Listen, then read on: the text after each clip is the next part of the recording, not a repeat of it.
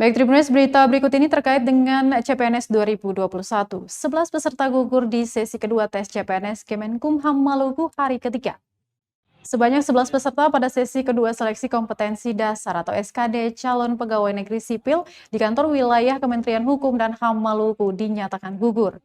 Dari pantauan tribunampon.com di Islamic Center Ambon pada Selasa 12 Oktober 2021 sekitar pukul 11.00 waktu Indonesia Timur, sebanyak 11 peserta dinyatakan tidak hadir dengan penyebab terlambat hingga tidak memiliki hasil tes rapid antigen.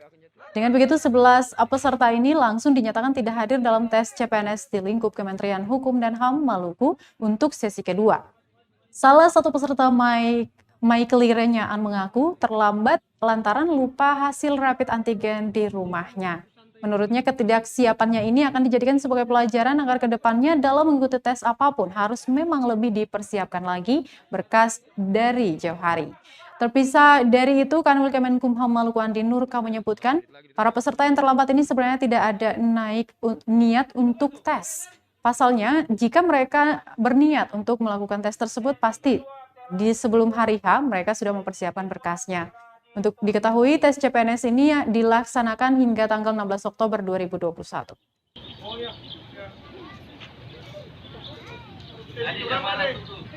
Ada sesi keberapa? Sesi kedua? Ya maaf. Selamat siang Pak, mohon maaf sesinya berapa? Sesi 2, sesi 2-nya udah ditutup Pak ya, mohon maaf Pak ya. Pak, mohon maaf sesi 2-nya udah ditutup Pak. Kan nggak bisa lagi Pak. Udah tutup.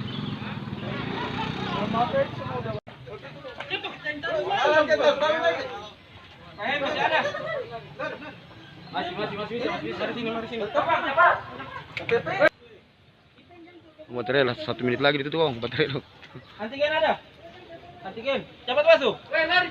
Cepat masuk. Cepat masuk. Sesi kedua telah ditutup. Terima kasih sudah nonton. Jangan lupa like, subscribe, dan share ya.